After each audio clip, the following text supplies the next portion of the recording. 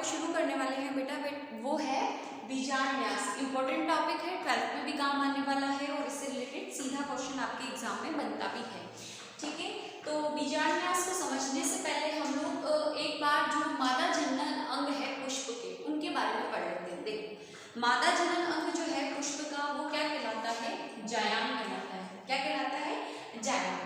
अब जायांग की एक इकाई होती है अंडक। क्या कहलाती है? अंडक कहलाती है। क्या होती है अंडक? ये संरचना आप लोगों ने देखी है इस तरीके से, ये अंडक कहलाती है। ऊपर वाला वर्तिका होता है, ये वर्तिका होती है, और ये नीचे वाला फुला हुआ भाग अंडाशय होता है। बचपन से पढ़ते आ रहे हैं, छोटी क्लासेस से हम लोग, है ना, छोटी क्लासों में पढ़ाया हम लोगों ने। आई थिंक 7th-8th से हम लोग पुष्प की संरचना पढ़ना शुरू कर देते हैं। तो ये जो संरचना है वो अंडक होती है। तो कई अंडक जब मिल जाते हैं तो इन्हें क्या कहा जाता है? पुष्प में जायांग कहा जाता है। और ये कौन सा भाग है? मादा भाग है पुष्प का। अब इस अंडाशय के अंदर जो है वो संरचना पाई जाती है जिसे कहा जाता है बीजांड, जिसके अंदर क्या उपस्थित होता है? भ्रूण। और इस भ्रूण से फिर नया पादप क्या होता है? बनता है। आगे बात समझ में। तो ये जो बीजांड होता है वो पाया जाता है इसके अंदर। ठीक है, तो ये जो है बीजांड पाया जाएगा अंडाशय के अंदर। अब बीजांड एक संरचना के द्वारा क्या होता है? इस अंडाशय की भित्ति से जुड़ा होता है। जैसे कि अगर मैं समझाऊं, ये बीजांड है, इसको थोड़ा सा बड़ा करती हूँ, ये इस तरीके से ये अंडाशय हो गया। ठीक है, ये बीजांड आपको अब स्पष्ट दिख रहा होगा। अब ये जो बीजांड है वो क्या कर रहा है? लगा हुआ है कहाँ पर? अंडाशय की जो भित्ति है उस पे। तो जिस स्थान पर ये क्या हो रहा है? विकसित हो रहा है, ये जिस स्थान पर, मतलब ये इस तरह से जुड़ा हुआ है ना, तो जिस स्थान पर ये क्या हो रहा है? बीजांड अंडाशय के अंदर विकसित हो रहा है, इसे कहा जाता है बीजांडन्यास। बीजांडासन कहा जाता है। बीजांडासन आसन कहा जाता है, यानी बीजांड का आसन। समझ में आ गया? यानी अंडाशय के अंदर बीजांड जिस जगह पर क्या होता है? विकसित होता है, जिस जगह पे लगा रहता है, उसे कहा जाता है बीजांड आसन। ये जो वर्ड आ रहा है ना, ये ठीक है। तो बीजांड आसन के विन्यास को बीजांड विन्यास कहा जाता है। ठीक, तो ये आपके एक टर्म थी, ये इंपॉर्टेंट था आपको समझाना। अब समझो कि पुष्प में जायांग की उपस्थिति के आधार पर पुष्प जो होते हैं वो 2 प्रकार के होते हैं, एक अंडपी और बहुअंडपी। यानी ये अंडक जो है अगर पुष्प में एक ही उपस्थित है तो पुष्प क्या कहलाएगा? एक अंडपी पुष्प। और बहुत सारे हैं तो क्या कहलाएगा? बहुअंडपी पुष्प। ठीक है, अब बहुअंडपी जो अगर मान लो एक फ्लावर के अंदर ये अंडक जो है, यानी वर्तिका विस्तृत अंडा से युक्त जो संरचना है एक से अधिक है, तो वो पुष्प बहुअंडपी तो कहलाएगा। लेकिन इसके अंदर भी अंडक की जो व्यवस्था होती है वो व्यवस्था के आधार पर 2 प्रकार के हो जाते हैं। कौन कौन से? वियुक्ता अंडपी और युक्ता। वियुक्त मतलब अलग अलग, ठीक है, युक्त मतलब जुड़े हुए। अगर ये जैसे पुष्प है उसके अंदर एक से अधिक अंडक है, ये आपस में क्या है? जुड़े हुए नहीं है, अलग अलग उपस्थित है। मतलब ये अंडक अलग उपस्थित है, ये अंडक अलग उपस्थित है, तो ये क्या कहलाएगा? पुष्प वियुक्ता अंडपी, है ना, पुष्प कहलाएगा। लेकिन युक्त अंडपी में क्या हो जाएगा? ये अंडक जो है, जैसे ये हिस्से जो है मेनली अंडाशय आपस में जुड़ जाते हैं और प्रकोष्ठ बना लेते हैं इस तरह से। ठीक है, तो ये आपस में क्या करते हैं? जुड़ जाते हैं। तो अंडक आपस में जुड़े हुए उपस्थित है तो क्या कहलाएगा?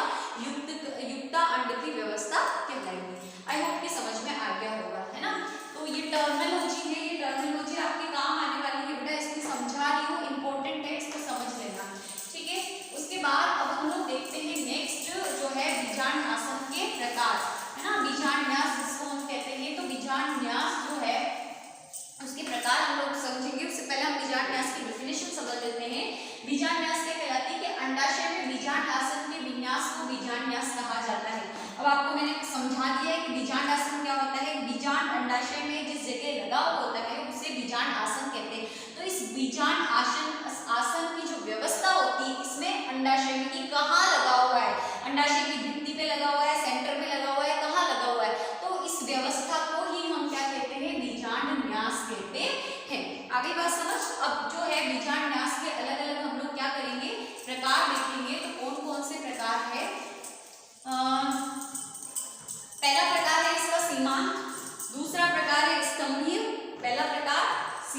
दूसरा स्तंभीय, तीसरा मुक्त स्तंभी, चौथा भित्तीय, पांचवा आधारीय और छठा होता है परिभित्तीय। पांचवा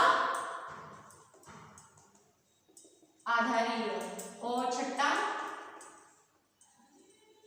परिभित्तीय। ठीक है, वन बाय वन सबको समझेंगे। सीमांत में क्या होता है, जैसे कि मटर के अंदर होता है एक अंडक उपस्थित होता है। ठीक है, अब इस अंडक के किनारे पर जो है वो बीजांड जो होते हैं वो इस तरीके से पाए जाते हैं।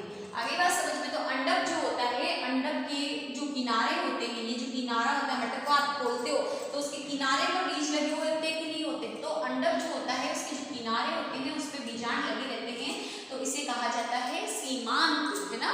तो जो किनारों पे लगा हुआ बीजांड विन्यास होता है वो व्यवस्था हमारी सीमांत कहलाती है, मटर के अंदर होती है। दूसरी होती है स्तंभ। स्तंभ के अंदर क्या होता है, बहुत सारे जो पुष्प जो होता है उसके अंदर क्या होते हैं, अंडक बहुत सारे प्रेजेंट होते हैं ना।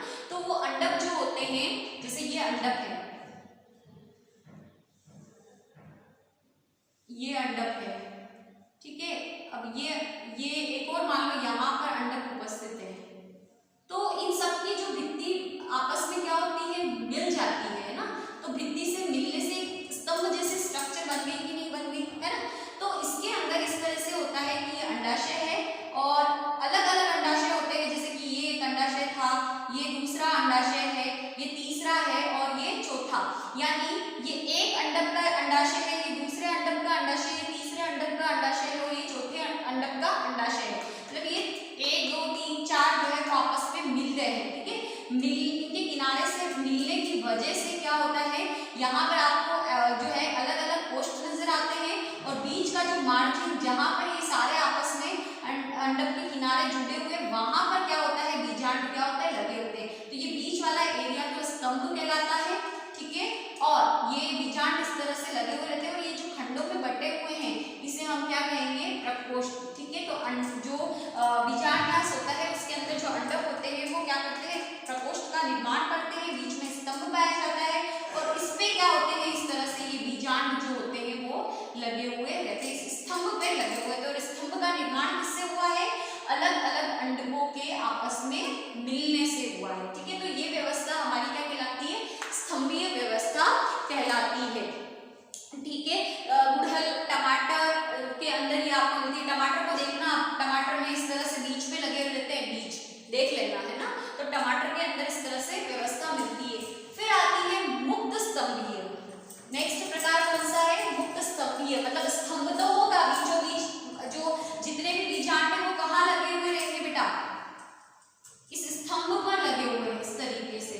ठीक है, ये स्तंभ हो गया और स्तंभ में क्या हो गए, ये बीजांड लगे हुए हैं। फर्क क्या हो रहा है कि इसके अंदर प्रकोष्ठ जो है, यानी ये जो कोष्ठ है वो अपने आप क्या हो जाते हैं, नष्ट हो जाते हैं, यानी ये खत्म हो जाते हैं। यानी ये जो हमारा अंडाशय है इसके अंदर ये जो भित्तियां हैं वो नहीं पाई जाती, है ना।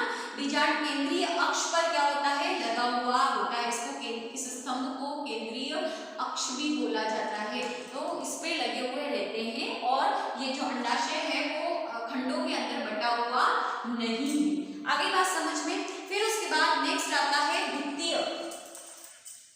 भित्तीय से क्या समझ रहे हो, बीजांड कहाँ लगे होंगे, अंडाशय की भित्ति पर। ये अंडाशय है, इसकी भित्ति कौन सी, ये वाली। ठीक है, ये भित्ति है अंडाशय की। तो इस भित्ति पर क्या होते हैं, जो बीजांड है वो लगे रहते हैं इस तरीके से, है ना। तो इसे हम कहेंगे कौन सी, भित्तीय बीजांडन्यास कहेंगे। भित्तीय बीजांडन्यास जो होता है वो सरसों, मूली आदि के अंदर मिलता है। फिर आता है आधार लग्न। आधार लग्न में क्या होता है, कहाँ लगा रहेगा बीजांड, नाम से देखो, नाम से पता चल रहा है ये अंडाशय है, तो अंडाशय के आधार से जो है वो बीजांड क्या होता है, ये बीजांड हो गया, ये बीजांड लगा है और ये अंडाशय।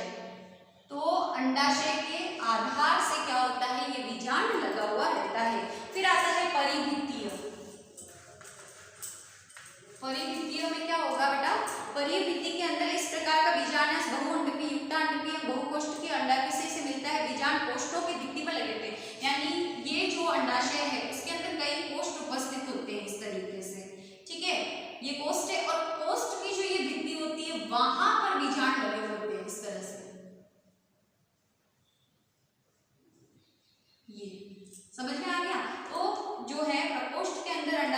बटा हुआ है और प्रकोष्ठ के अंदर ये जो भित्ति है उसके अंदर ये जो बीजांड है वो लगे रहते हैं, तो इसे हम बोलते हैं परिभित्तीय बीजांड न्यास। आई होप कि समझ में आ गया होगा। तो ये हमारे क्या हो गए, बीजांड न्यास के प्रकार हो गए।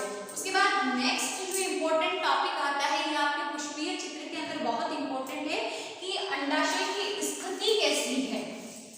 ठीक है, अंडाशय की स्थिति।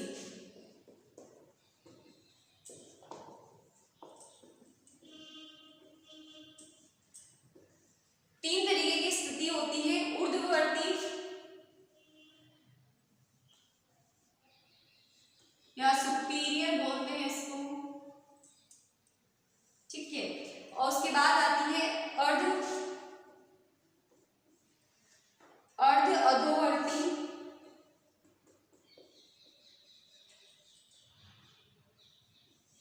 और तीसरा प्रकार आता है अधोवर्ती। ऊर्ध्ववर्ती, अर्ध अधोवर्ती और अधोवर्ती। ऊर्ध्ववर्ती में अंडाशय पुष्पासन के शीर्ष पर लगा रहता है। जैसे समझो ये पुष्पीय व्रंत है, ठीक है, इसका आगे वाला हिस्सा फूल जाता है, ये पुष्पीय व्रंत, ये डंठल है मतलब, है ना, इसका आगे वाला हिस्सा फूला होता है जिसे पुष्पासन कहते हैं। अब ये पुष्पासन है, इस पे क्या होता है, पहले क्या लाएंगे, बाह्य दल, तो ये बाह्य दल, फिर दल, इसको मैं ऐसे बना देती हूँ ताकि समझ में आए, जो पंखुड़ियां होती हैं, ठीक है। अब उसके बाद आते हैं कौन सा, पुंकेसर, ठीक। तो अब यहाँ पर ये पुष्पासन पे लगे हुए, लेकिन ये जो हमारा जायांग है ना, ये अंडक है, ये सुपीरियर अवस्था में होता है, मतलब बाकी सब ये जो अंडाशय है, ये जो जायांग का अंडाशय है ये सबसे ऊपर होता है, और बाकी सारे जितने भी पार्ट्स आप देख रहे हो, चाहे वो पुंकेसर ले लो, चाहे वो आप दल ले लो, है ना, ये सब इसके नीचे से यानी अंडाशय के नीचे से आएंगे। तो सुपीरियर यानी जो अंडाशय है वो ऊपर होगी और बाकी सारे पार्ट इसके नीचे से निकलेंगे। तो ये अवस्था जो होती है वो हमारी ऊर्ध्ववर्ती अवस्था कहलाती है, सुपीरियर अवस्था कहलाती है ना। तो सबसे शीर्ष पर क्या पाया जाएगा, इस जायांग का अंडाशय पाया जाएगा। देखो जो गाइनोशियम होता है या जायांग होता है, जायांग को पुष्पीय चित्र के अंदर जी से क्या किया जाता है, सिंबलाइज किया जाता है। अगर सुपीरियर है मतलब जायांग सबसे ऊपर है तो इसके नीचे बार लगाया जाता है। आगे बात समझ में, यानी ये बताता है कि जायांग सबसे ऊपर है, बाकी के ये जो भाग है, बाह्य दल और ये पुंकेसर, ये इसके नीचे से निकलेंगे। आगे बात समझ में। और अधोवर्ती के अंदर क्या होता है, इसके अंदर ये होता है कि जब अंडाशय थैलीनुमा पुष्पासन के भीतर केंद्र में स्थित होता है, लेकिन पुष्पासन व अंडाशय संयुक्त नहीं होते, अर्थात पुष्प परिजायांगी होता है।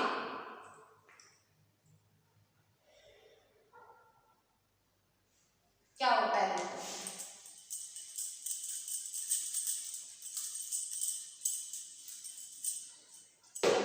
अर्ध अधोवर्ती। पहले अधोवर्ती को समझा देती हूँ। अधोवर्ती में क्या होता है, जैसे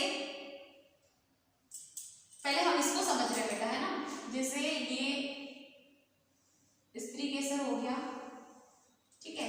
अब इसमें क्या होगा कि जो पुष्पासन होता है ये काफी जो है बड़ा हो जाता है और एक घड़े की नुमा संरचना बना लेता है। इस तरीके से पुष्पासन क्या हो गया, घड़े रूपी संरचना बना ली पुष्पासन में, है ना।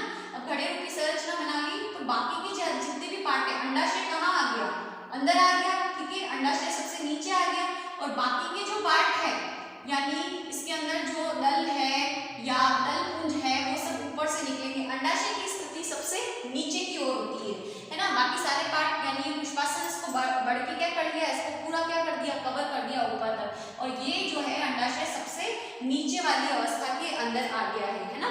तो ऐसी अवस्था क्या कहलाती है, अधोवर्ती अवस्था कहलाती है, और जी के ऊपर बार लगाया जाता है। अर्ध अधोवर्ती में क्या होगा, मतलब न तो ये ऊर्ध्ववर्ती है न अधोवर्ती, तो इसके अंदर क्या होता है, जो ये पुष्पासन जो है वो क्या होता है, जो अंडाशय है उसको इस तरह से प्यालीनुमा संरचना में कवर करके रखता है आधे तक, ठीक है, यानी ये वाला हिस्सा फ्री रहता है, आधे तक कवर करके रखता है ये। लेकिन यहाँ पर ये पुष्पासन जो है वो और अंडाशय आपस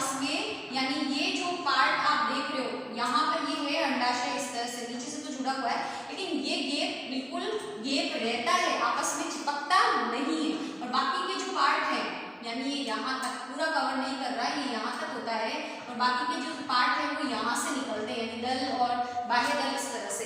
लेकिन ये अंडाशय और ये जो पुष्पासन है ये आपस में जुड़ते नहीं। तो ये व्यवस्था हमारी अर्ध अर्धवर्ती कहलाती है, इसके लिए सिंबल यूज किया जाता है इस तरीके से।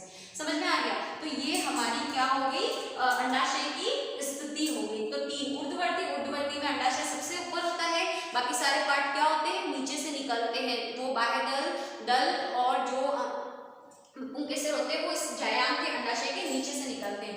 अर्धवर्ती में पुष्पासन प्याले रूप में संरचना बना लेता है, अंडाशय को कवर करके रखता है, लेकिन पुष्पासन और अंडाशय जुड़ते नहीं है। फिर अधोवर्ती के अंदर अंडाशय जो है वो पूरा पैक हो जाता है पुष्पासन में, बाकी सारे पार्ट जो है ये अंडाशय को पूरा कवर होने के बाद ऊपर से निकलते हैं। आगे बात समझ में, यानी जायांग सबसे नीचे होता है। तो ये बीजांड आसन और हमारे अंडाशय की स्थिति होगी।